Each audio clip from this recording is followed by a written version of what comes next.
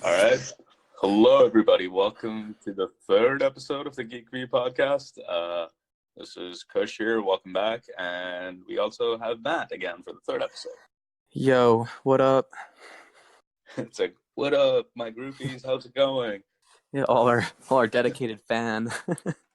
Dude, I honestly haven't been, I keep looking at the analytics for the website, but I haven't really been able to figure out what exactly any of the stuff means. I'm a little too stupid to understand it. Oh man, that's funny. We're either gaining like 40 subscribers throughout, like 40, 45 subscribers every day, or we're like, kind of just kind of plateaued on like almost 50 subscribers.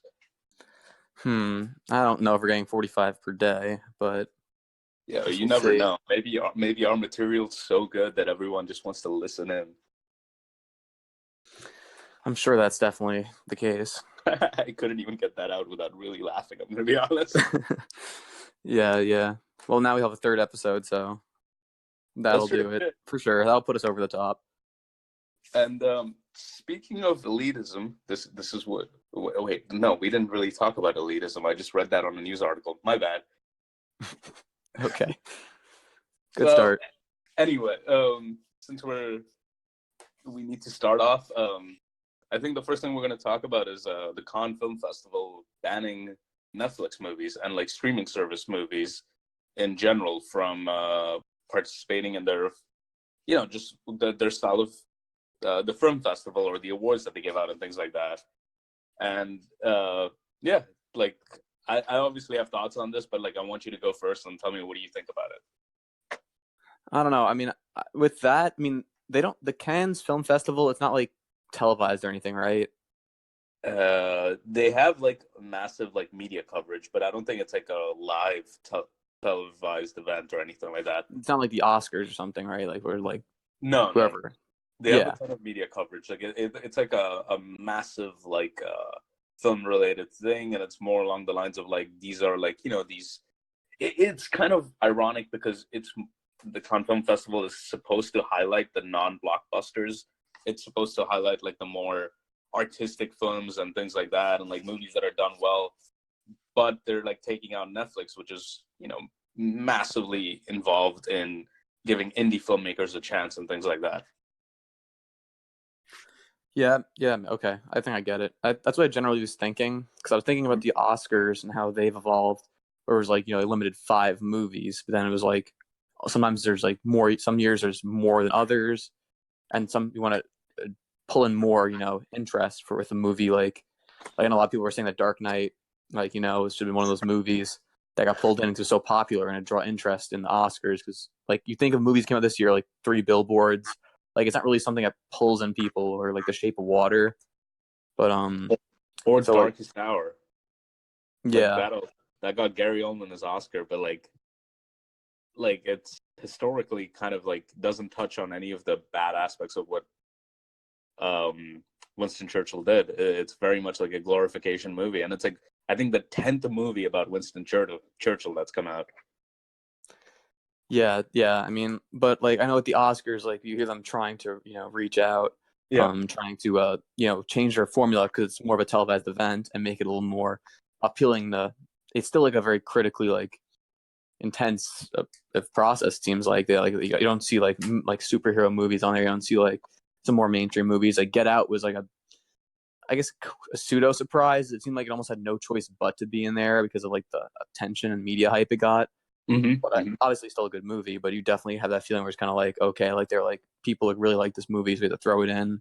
I feel like other years this might not have happened, but with the Cannes Film Festival, it seems more like almost a more exclusive club. Like it's not as big, not trying to appeal to everyone. It's supposed to be like a certain like level of artistic integrity or whatever they want to call it, but I mean, I don't know. It seems weird, like with Amazon and Netflix. I know, like a lot of their, their content, like Netflix particularly, is just trying to expand on original content, and sometimes, it yields. There's like some diamonds in the rough. There's some like actual good movies, but you also get a lot of, I guess, crappier movies where it's like, you're just like throwing money at someone and just like hoping that they do a good job or just stir up additional viewership. So I can see why that might give it a negative connotation. I mean, I personally, I think it's like kind of ridiculous to like ban it. It just seems kind of like dated to be like, oh, well, this is different. Like, oh, streaming music, it's like, it's you're not buying an album, so it just shouldn't count. But it's like, I'm still listening to the song. I feel like this is a similar situation. It's just kind of like a dated thing. It seems like almost being defiant to like the changing of times and how movies are released.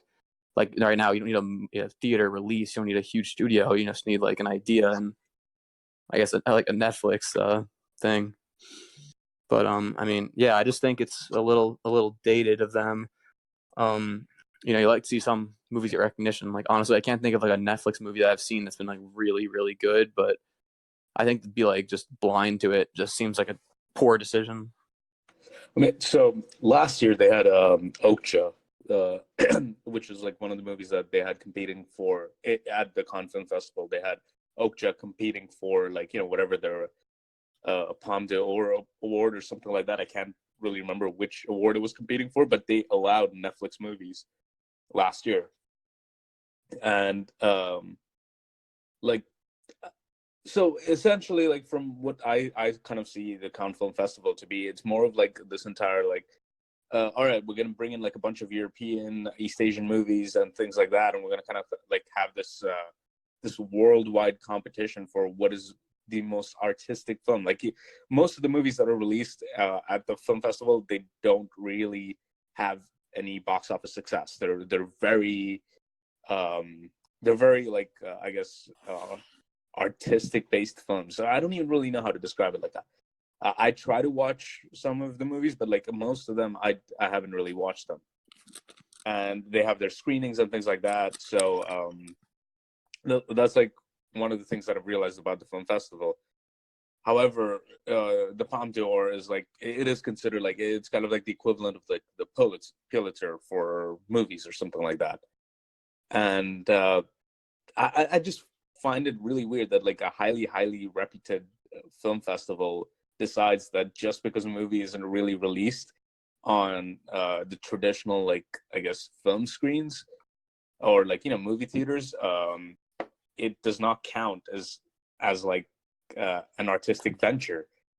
And the fact that like Netflix is one of the reasons why like there's an outlet for a lot of indie filmmakers to kind of go and make these movies and make these documentaries or things like that. It's like it's just really weird to see something like that just get just taken out. Like we had Beasts of No Nation, that was also a Netflix movie. Yeah. Netflix kind of has like all of these like stories that come in from around the world, and a film festival that kind of like prides itself on having like worldwide movies coming in. It's kind of a really stupid thing to just be like, all right, we're just not gonna fucking allow these movies to compete for such a really good price. Were they given a reason? Because you said they had a Okja last year, and that was a Netflix movie. So, Yeah. like, what changed? Like, did they have a reason, or is it just like we're not doing it anymore? So, I guess the guy who's I don't know whether he's like in charge of the film festival or he's like the co-founder or whatever, but he basically said that last year they selected 2 Netflix films. And they thought that by having these films come like release into the film festival, they would be able to like kind of release them into cinemas as well. Okay. Like it was like they kind of wanted to push these like Netflix movies to go out into cinemas as well, and that never happened. So now they're kind of just like we don't consider it to be cinema. We could kind of consider it. It's like the exact quote is the history of cinema and the history of the internet are 2 different things. Just like cinema does not mean that a movie has to come out on a big screen. Yeah, it's a very traditionalist way. Yeah. Because like if you're doing that, then you're restricting the ability of a shit ton of filmmakers to be ever be able to do anything.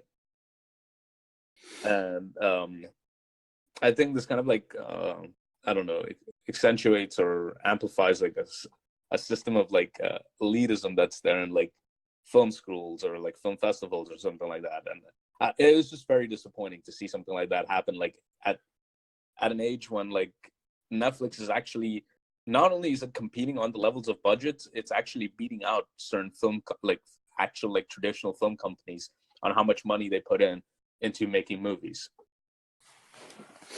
Okay, I mean, on another note, I mean, particularly because Netflix, I know in particular, doesn't release like reviews, doesn't have like critical reviews upon their movie releases, or like don't release statistics for their stuff.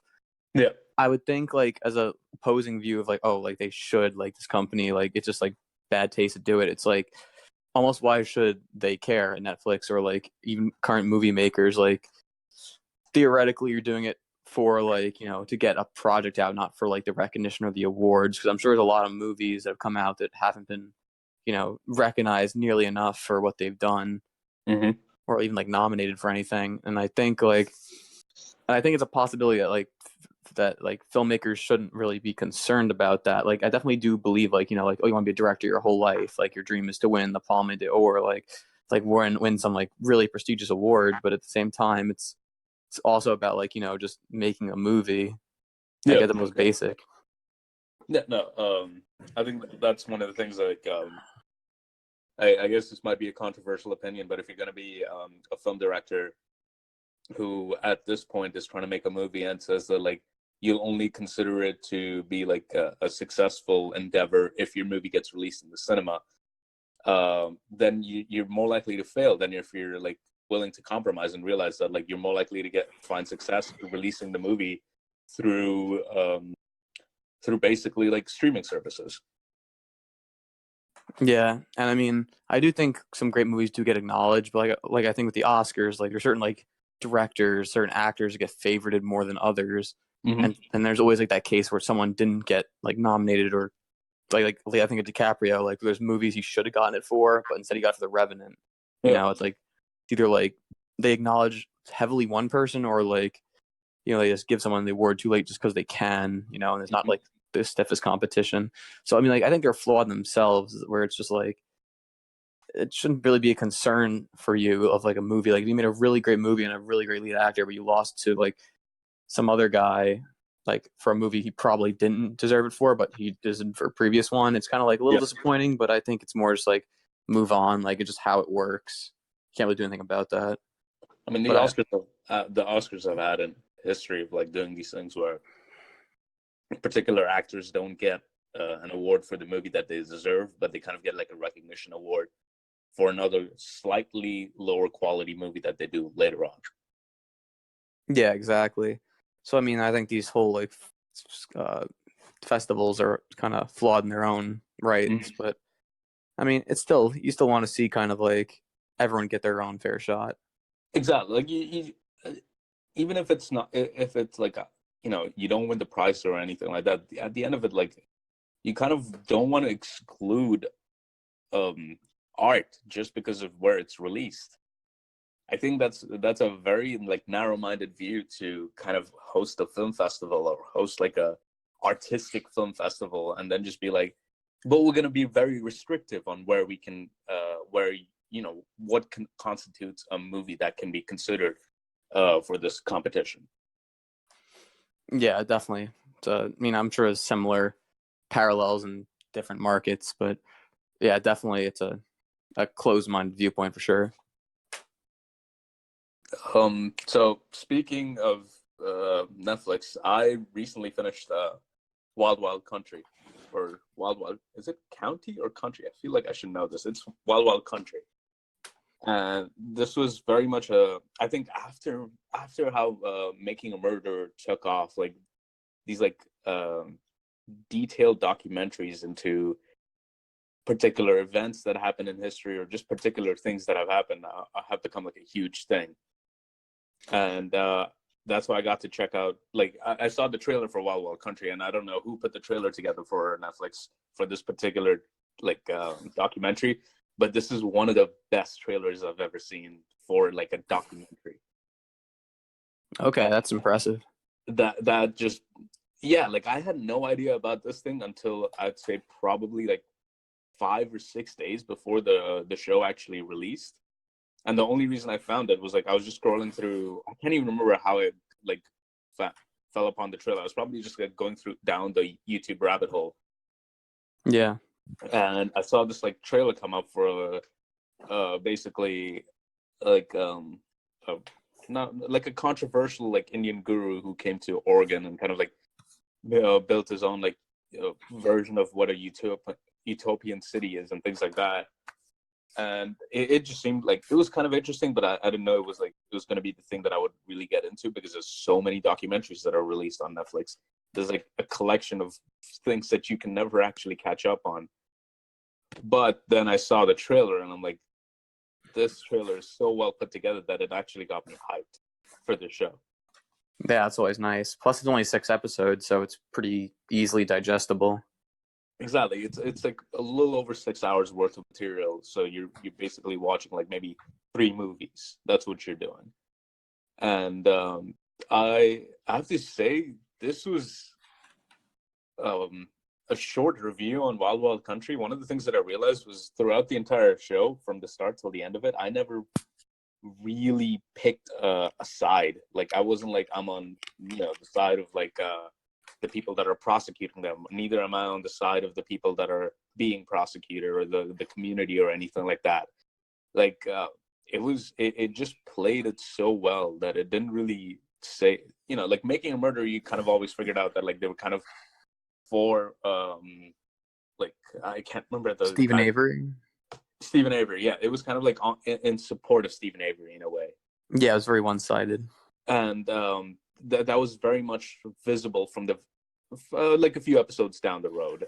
But Making a Murder at the end of, or not Making a Murder, Wild Wild Country, at the end of the show, I still wasn't sure as to like whether there was any particular message behind it, like whether it was just like these people were wrongly prosecuted and they were just like trying to build a community. Yes, it was a weird community and it like stood out for its time and things like that, but it was the people in charge of this community that deserved to be prosecuted. Also, spoiler alert if you haven't seen it, like I'm no, definitely I have not. That's like I'll try to be as what do you call it, like I'll try to be as vague as possible. Yeah, that's fine. Yeah, While I going can. I over read it, something about it. but like it's historical, like it happened 35 years ago, so like it's just incredibly interesting. And I think it was incredibly well directed. The music, like the score of the show, was fantastic. That's one thing that like throughout each of the episodes, just the underlying score, I have no idea who the composer was, but like props to the person. And like at the end of it, I have to say, like I really enjoyed this show. It was well put together. I think it's got 100% on Rotten Tomatoes still after like 25 reviews. And yeah, like I would very much suggest that people just check it out, because it has like these like underlying political messages. It's not like on anyone's side. It just kind of like talks about what the government was like at that point and how people kind of viewed other people, like even if they weren't really directly affected by it, just the fact that something like this was happening bothered them. Yeah, I mean, with any sort of cult thing, which is what like this is what I've read. This is basically sort of becomes, or it's about. It's our community. People call it cult from the outside. Like it's always like this one thing outsiders looking in and being like disturbed by a change, whether it's like usually good or bad. Like there's always like the bad side to it. But Yeah. I think it's interesting that what you said about the not taking a side, because I've found that a lot of source material, like you think of Scarface, how it glorified the bad guy kind of. Everyone's like, oh, I want to be like Scarface. It's like, but he like died and like killed his sister and stuff, or his sister died, whatever. Yeah. But yeah. So it's like that ambivalent, I guess, opinion or look at it is always interesting, and it's always, I think, difficult to do, because some people try like with you're saying Making Murder, like it's very one sided. But sometimes you see like with some shows and movies that they try to make them sympathetic, but end up making them kind of like badass as a result, which is what I think happened with Scarface.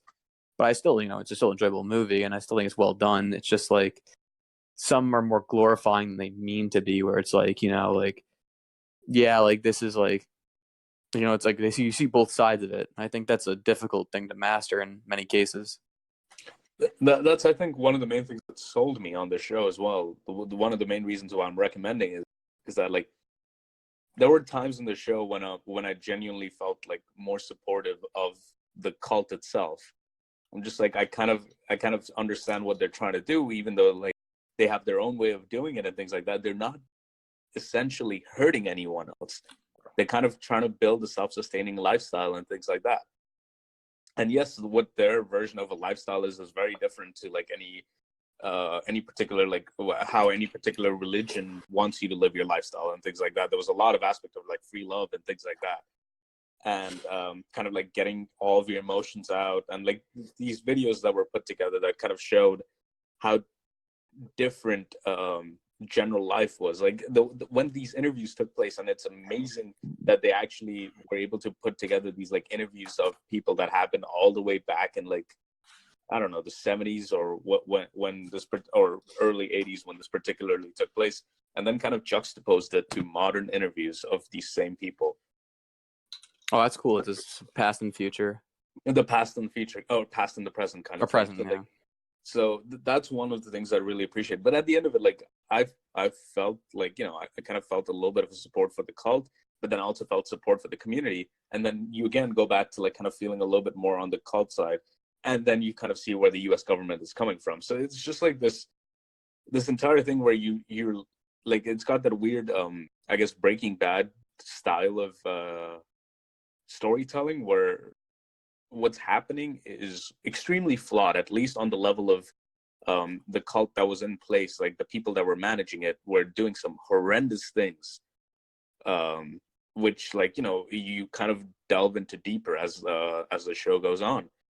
But the way that it plays with your emotions, but it doesn't make it melodramatic. It's just the direction and the music and like the way that they used the interviews that they had, that I feel like it made it into a fantastic like documentary miniseries. Yeah, I mean, I would definitely want to check it out. And isn't at the end, it's not like a big, like, you know, Waco style explosion. It just didn't, just kind of just like what happened at the end, like with the cult. I heard it just kind of just like fell apart or whatever. Like, okay, so spoiler alert, but basically the cult in Oregon just fizzled out. However, the cult in its own, like it's called like Osho's cult, or like I don't know what it's exactly called, but like they called the followers of Osho, which is the name that the what do you call it? I forgot the, like, the guru. Yeah, that's kind of the name that he wanted for himself to, like, closer to his death. And that's something that still exists like throughout the world.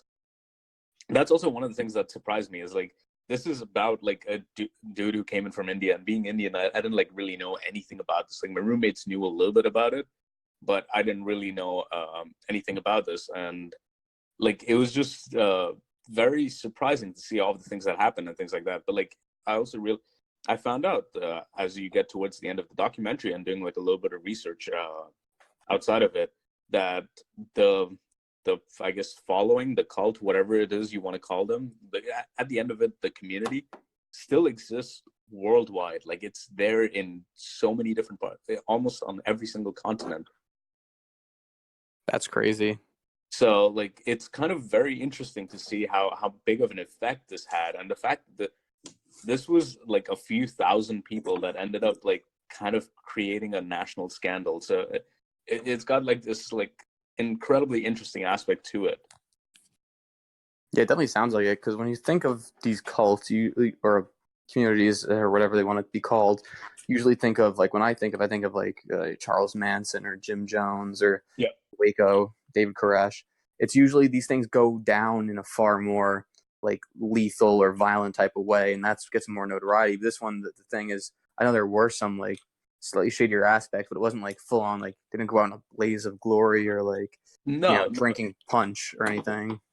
Like that was one of the things that they even touched upon during the like documentary, while they were showing like I guess clips of people being interviewed all the way back when the things were happening. But it was like right after the Jim Jones massacre, or like the mass suicide that happened. So there was a lot of people comparing. Was it Jim Jones? Well, that was a person, right? Yeah, he was a religious leader. Yeah, the Jonestown massacre. That's what it's called, not the Jim Jones massacre. It was right in the wake of the Jonestown massacre. So like a lot of like what what happened in the show, people would compare it to what had just recently happened. At least, like, for them it was recent. For us, it was like past, like, way back in the past. So it's just like a really interesting thing. I genuinely think it's worth taking a look at. But wait, what was the question you asked me? I completely forgot as to what that was. Hold on. I honestly forgot. I don't remember. I don't remember if I did ask you something, or what did I ask? Was it about? I think it's about like how they disappeared, or how they. Oh, which you basically explained. They kind of fizzled out. So they kind of fizzled out of Oregon, but it's like something that's existing still throughout like the world. Yeah, I mean, the thing is, like, I don't know what I'm thinking when I hear this. It sounds a lot like the Waco thing in a way.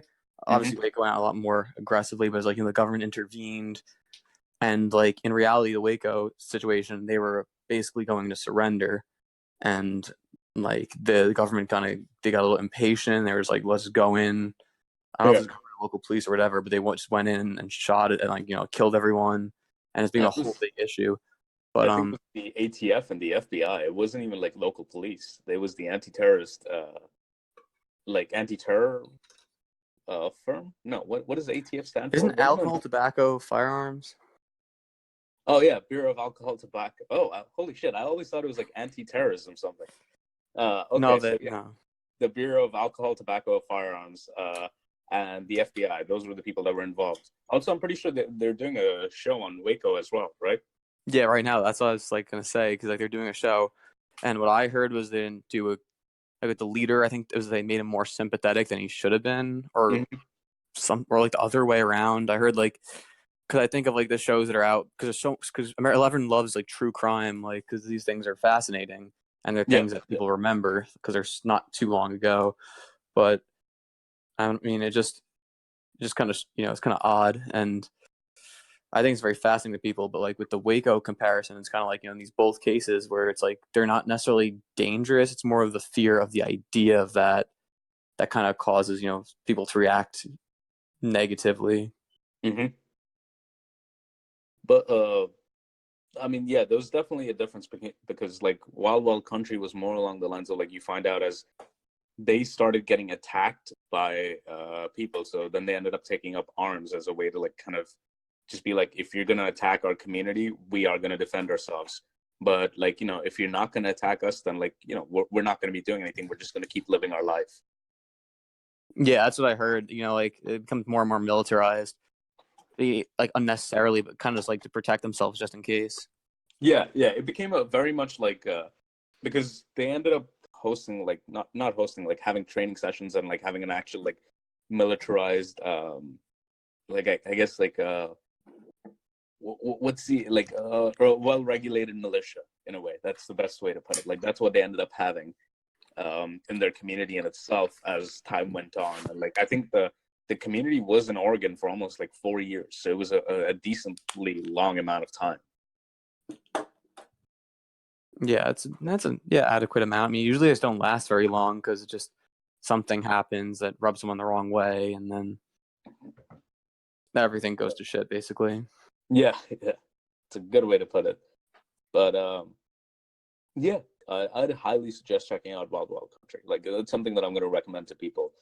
Yeah, the idea intrigued me. I definitely wanted to check that out when I had the time. And well, speaking of what's happening with true crime and things like that, you have been keeping up with Versace, or what's the full title of that show? American Crime Story: The Assassination of Gianni Versace. I just call it Versace because it's far easier to say. Yeah. It's like I haven't really kept up with. I remember we watched the first episode when it came out, or like the day after it came out. Yeah. And then I didn't really keep up with it. Like although this is basically the second season of People versus OJ. It's the same show creators and everything like that, right? Yeah, same show creators. It's like an anthropology. Not anthropology. Is it anthology? Okay, yes. I was thinking the store. But yeah, it's an anthology series, so it's like similar creator, the same creator, but like different concept. Like one's also based on a book apparently. And I know that the Versace family is not particularly fond of that. They thought the book was a little exaggerating at times, and obviously the show would naturally follow that. Partially because of design, partially because you want to be a little more dramatic for TV. Okay.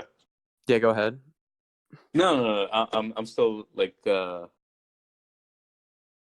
Sure. I was kind of like just listening. Like I never really kept up with it, but like from what I know, you told me this, like the first series of kind of like the first season, from having watched it, like, and kind of discussed it, it followed a very chronological like style. Like it was kind of going like year after year, or not even year after year, but like day after day and things like that.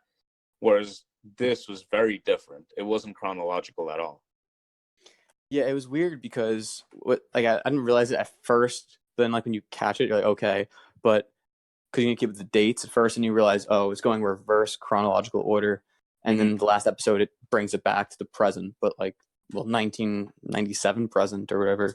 But basically, you start off with the murder of Versace. It's like one of the first scenes you see, and it's just, I think it's interesting because you think it's going to build up to the murder. Like, oh man, like, well, how'd this guy get here? But then in reality, it hits you that he's murdered right away. So you're just like, oh shit, that was quick. But I liked the choice of that because it makes the story different. It's not just like, it's like how the public saw it. Like, yeah, there was a manhunt for Andrew Cunanan, but it's definitely more publicized.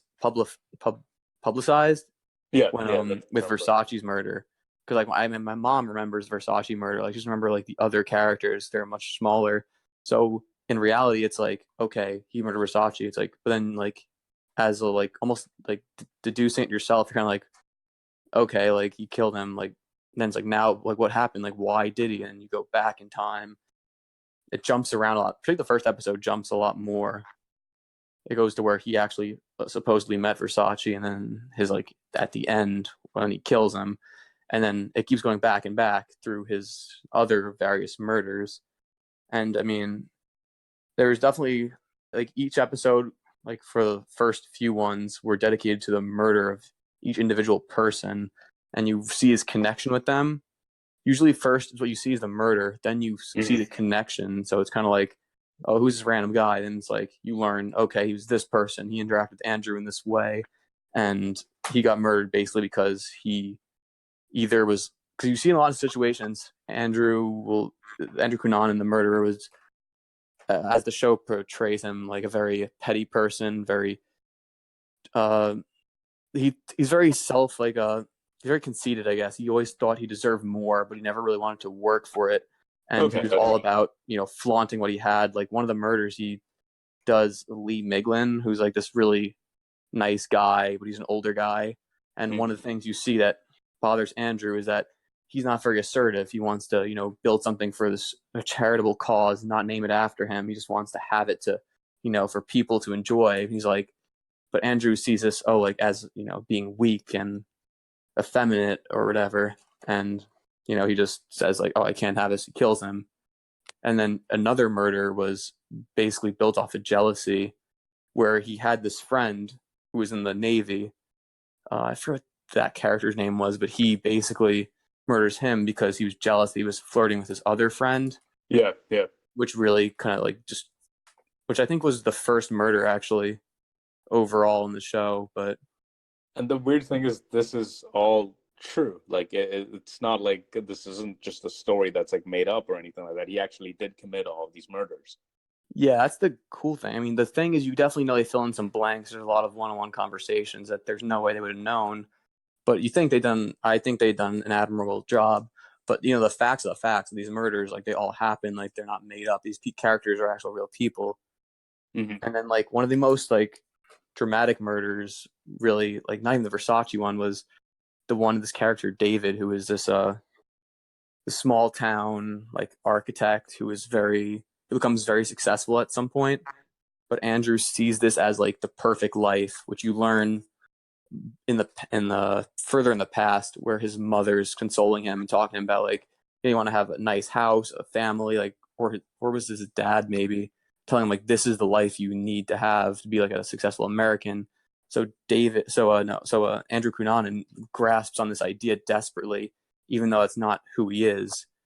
he's very, as you see in the later episodes, very superficial, very very dedicated to being like trying to impress someone all the time. And David is this guy who he's really trying to impress, which he does at first, but just eventually sees through this shallow guise. Andrew's, very deceptive, likes to lie a lot, and just like basically saying, like, we all know someone who's like that, just likes to lie to impress other people. But there's always a certain point where you're just like, I don't care. Like, you're just saying this. Like, I just want to hear something true. Like, it's hard to, be a part of.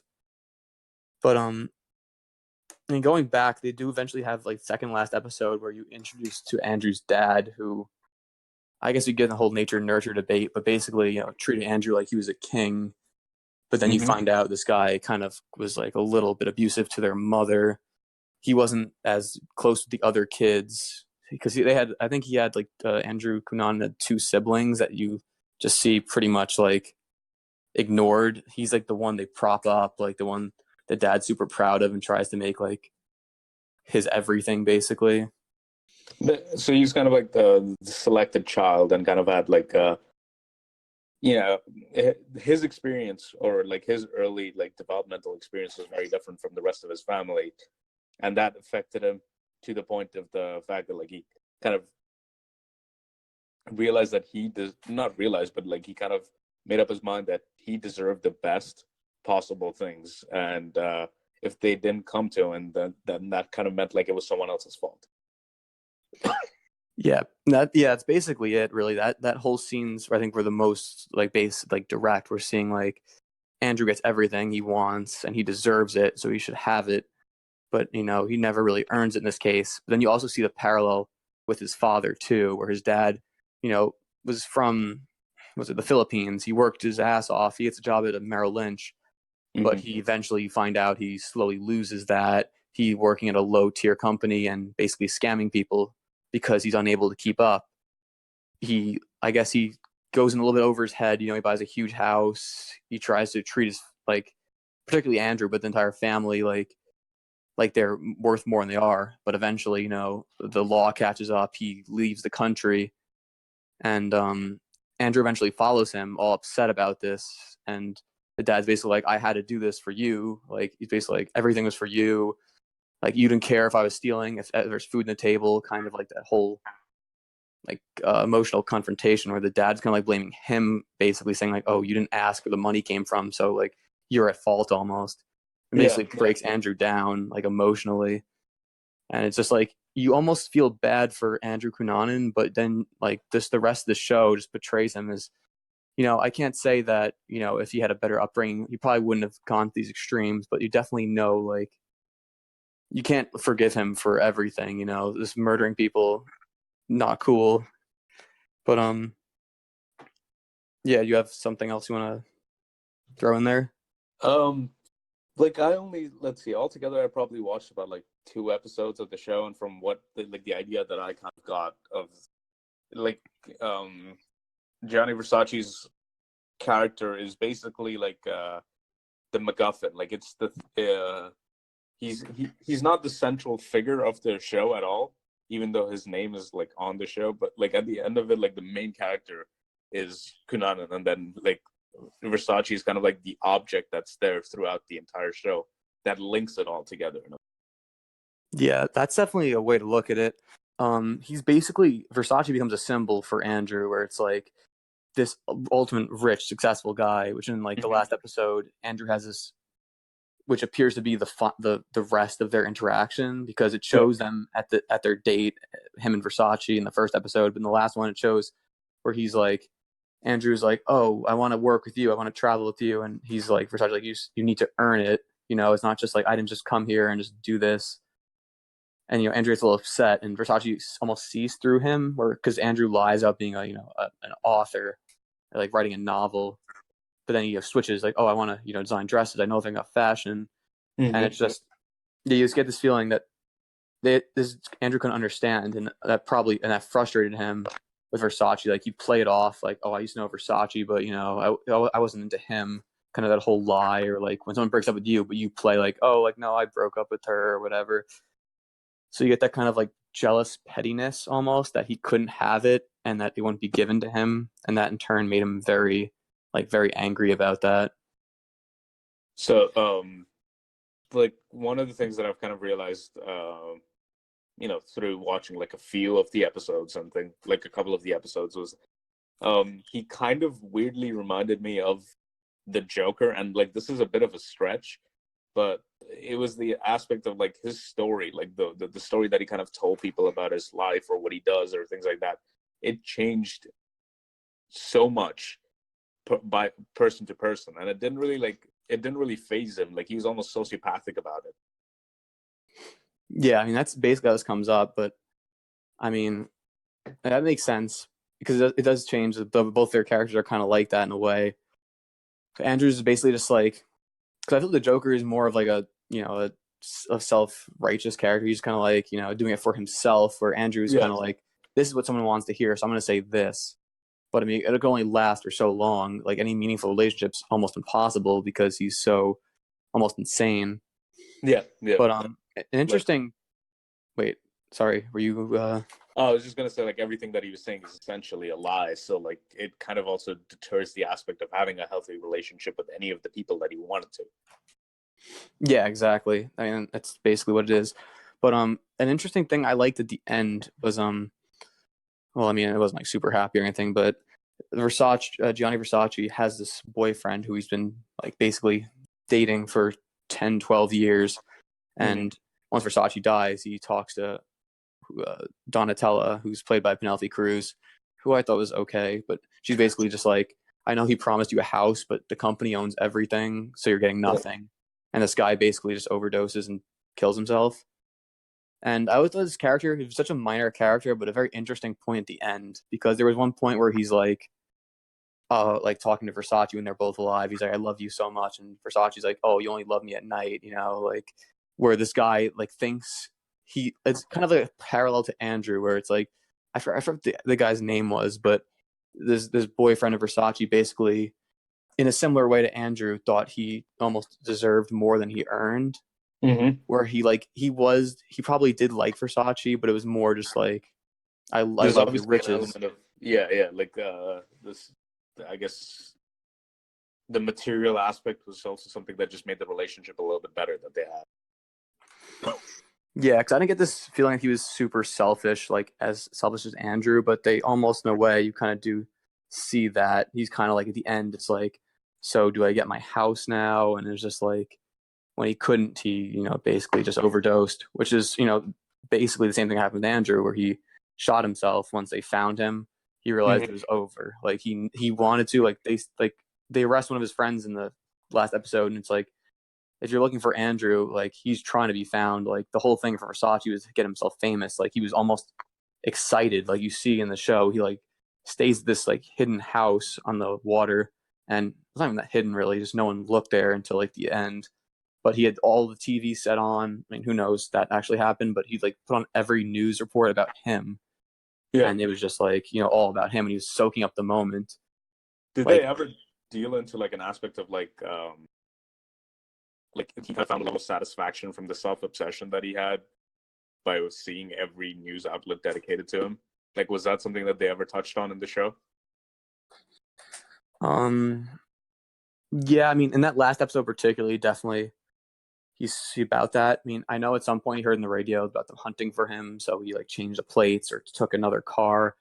But like toward the end when the Versace thing happened, I think he was more happy. But you see also another scene where he's watching Versace's funeral and praying along with them, which is almost ironic. It's like he didn't want to kill him, but it's like he did it for himself because he knew that was like the best way to become successful or like famous. His thing was like being famous, being rich, and like I guess in the end he at least got the fame, but more of an infamy type of thing. But yeah, it's like the show's interesting. It takes like a tragedy type of vibe. But also, I think there's almost some horror elements, like that episode where he kills David's friend, who was also his friend. I can't remember the character's name or the actual person's name, but it was a very horror element. Like the music they play was very ominous. You get this unsettling feeling.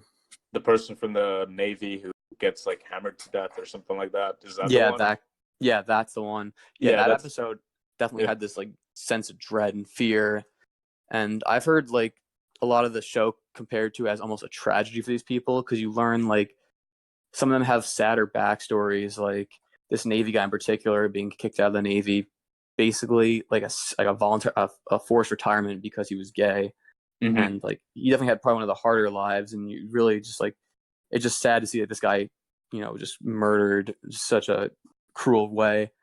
But and then I think that's what's interesting about the show is that there's different episodes that have different type of emotions. There's like tragedy. There's a euphoria in some ways.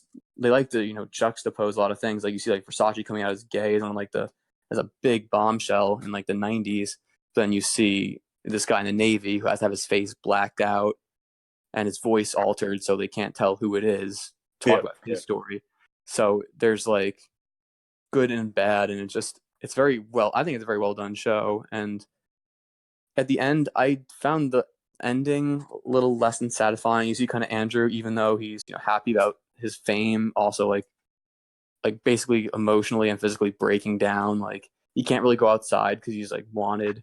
He tries to leave, but he can't escape Miami, so he's basically stuck there, and he just bides his time until it's too late. Okay, okay. Uh, I mean, you definitely have a lot more from the show itself because you watched the entire show.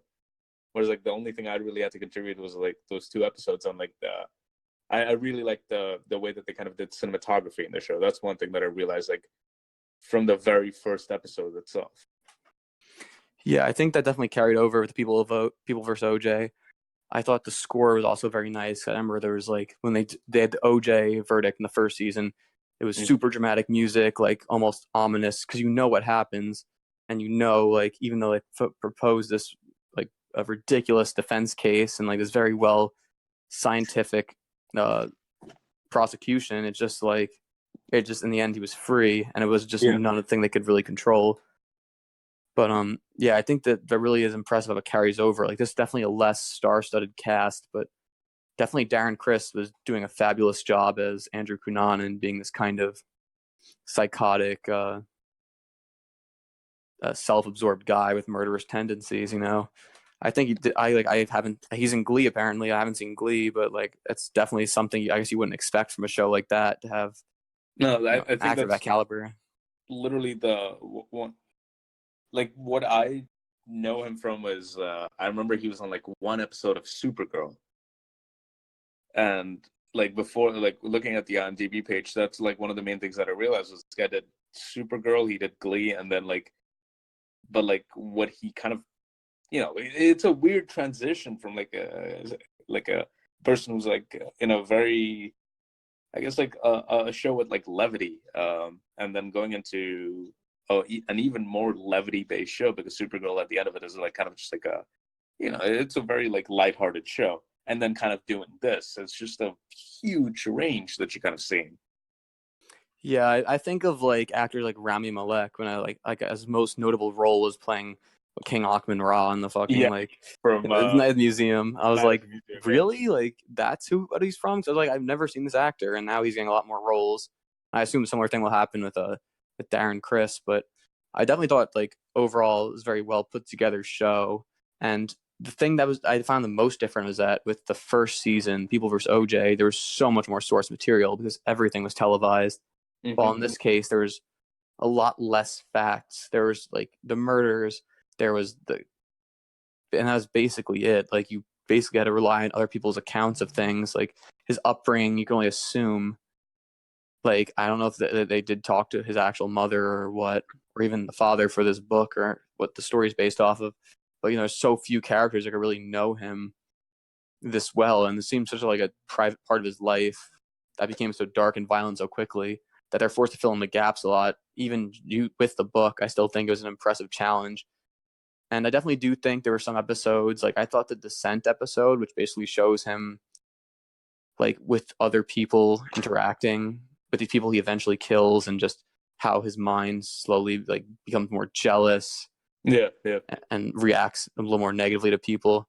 It's and almost his like petty side and his dangerous side that's actually scary.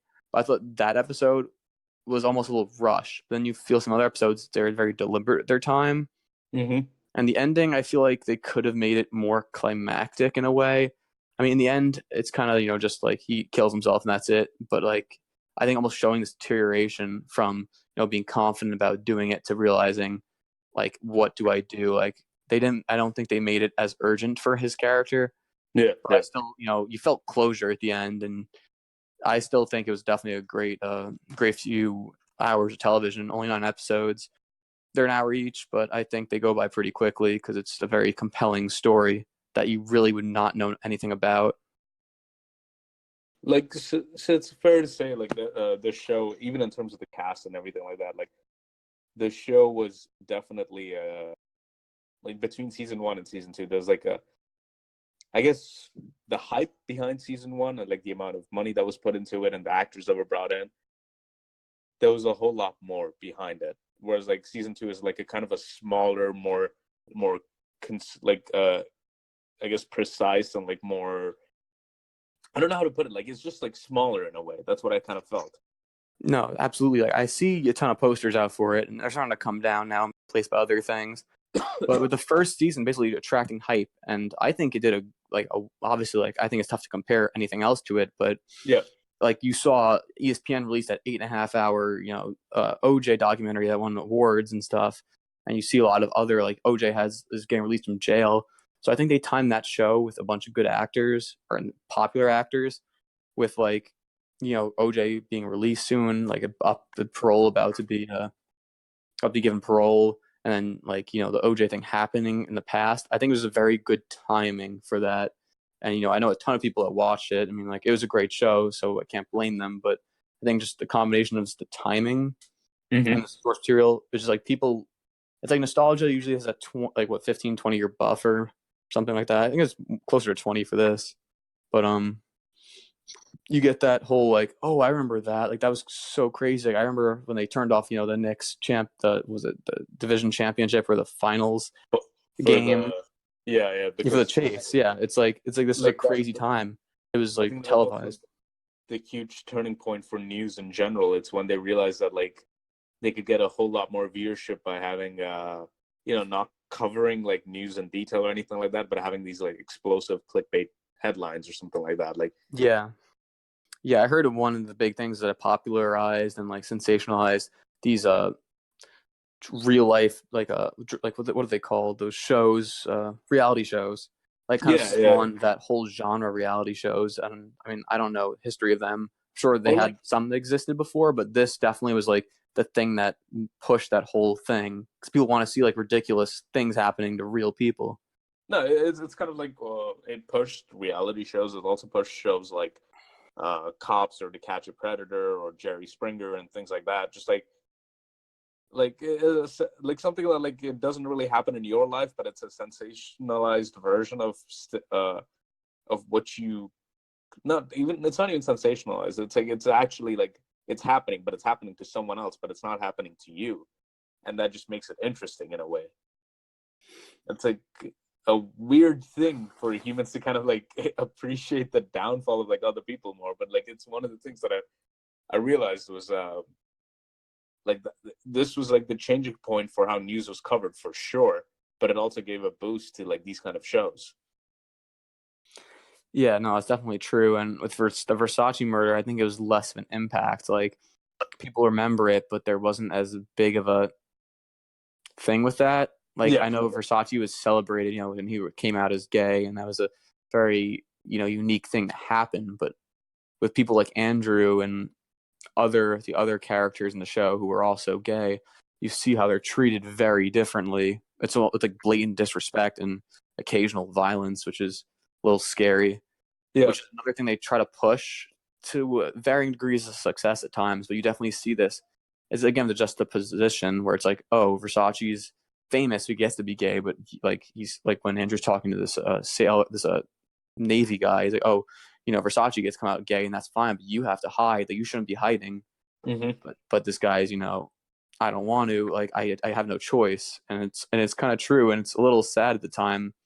We had the whole "don't ask, don't tell" stuff, and just some of it's kind of shocking to see, but like it's definitely a cultural impact to like a certain group of people, but not really.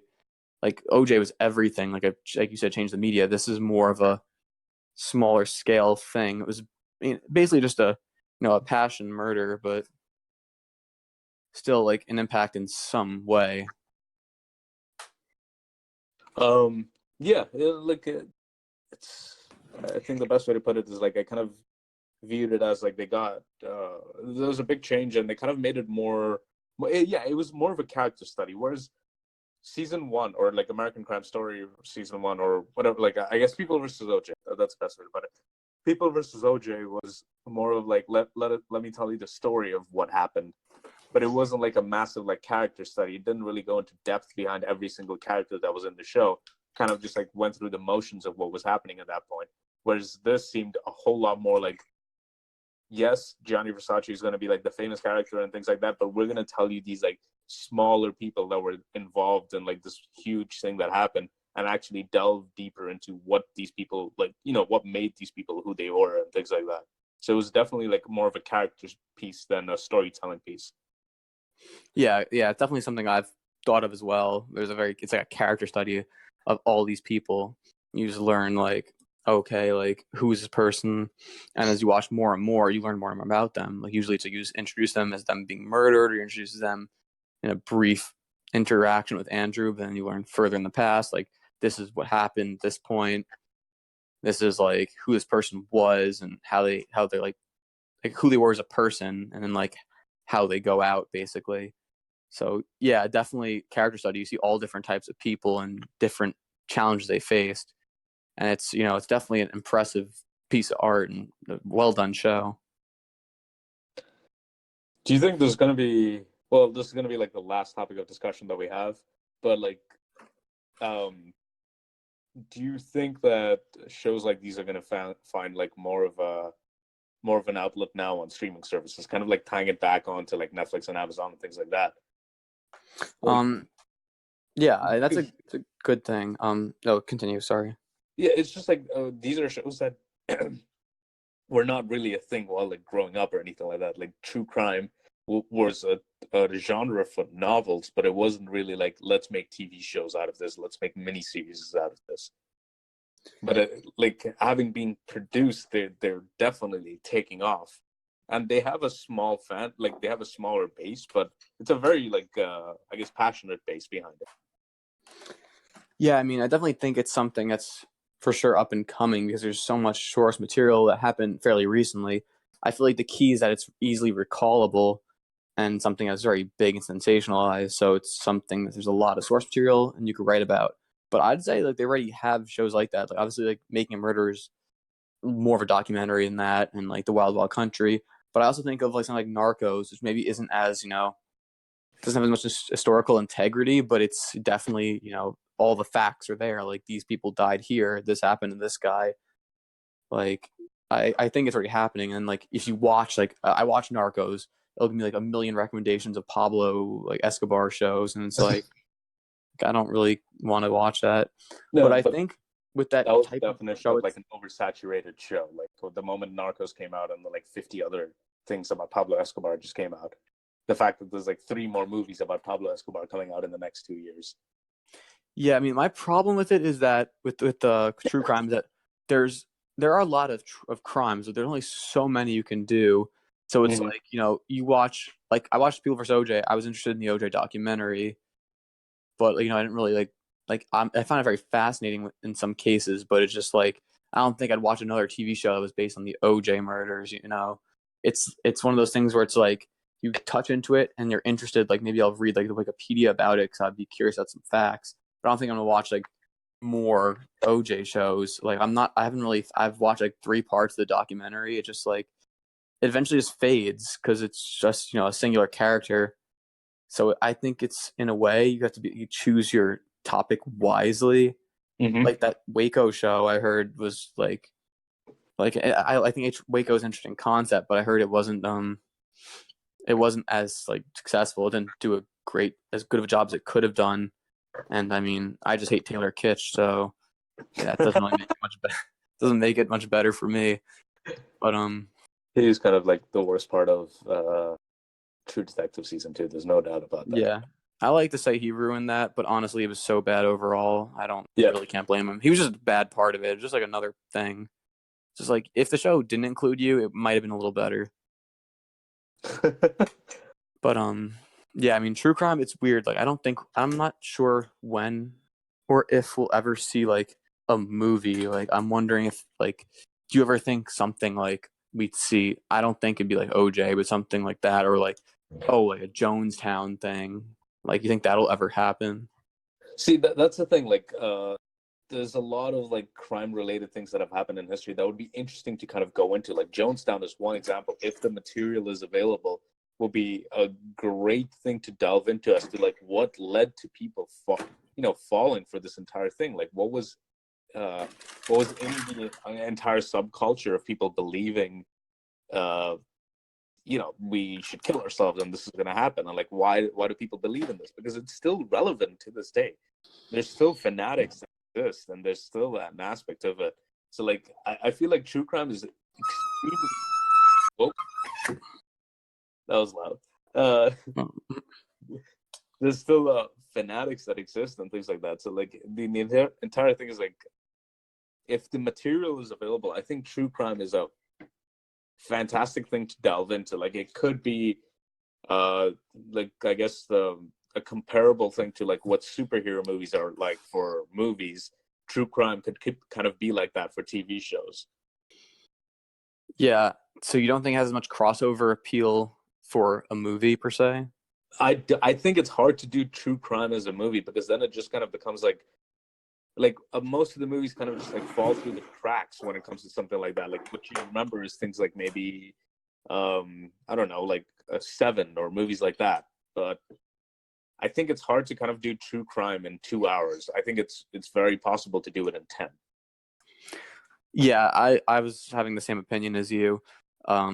Yeah, because also I think another thing is with movies, like obviously if it's on Netflix, it's easier to watch, but say like no one's gonna pay to see that. Like it's kind of more just like, oh, it's on, I want to check that out because it sounds cool.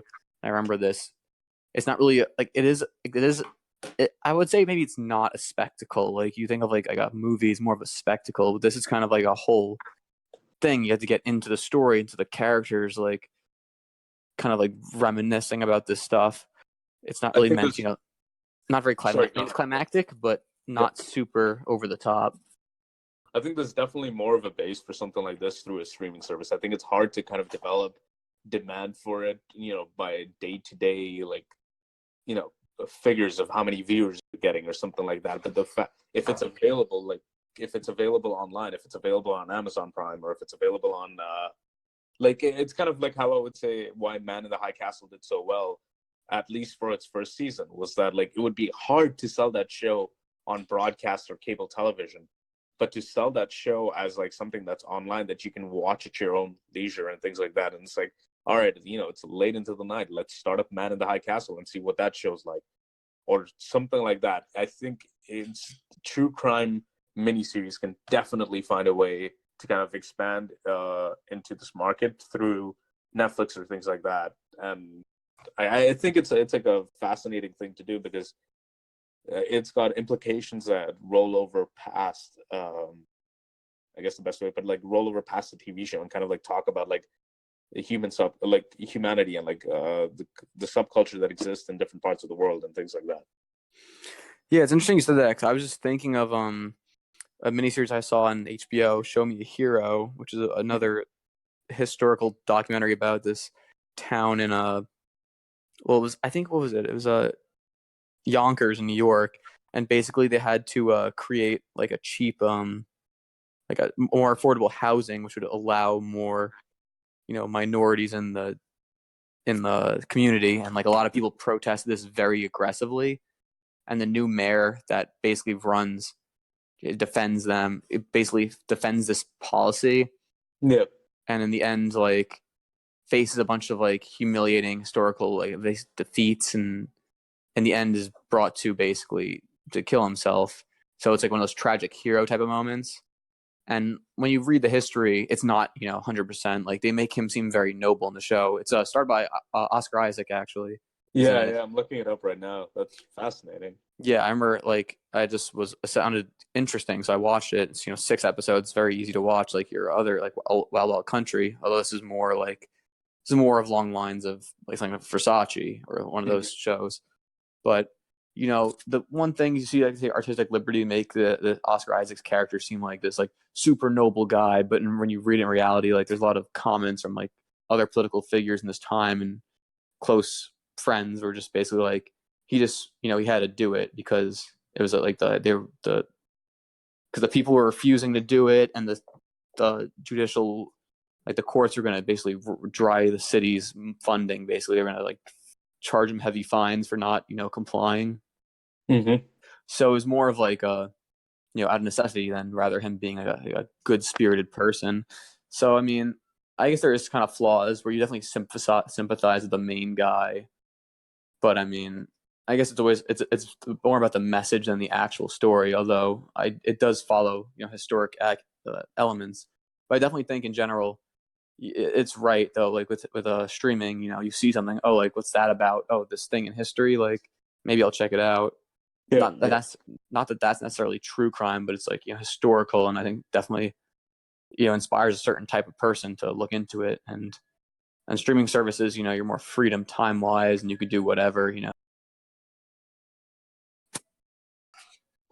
Okay. Yeah.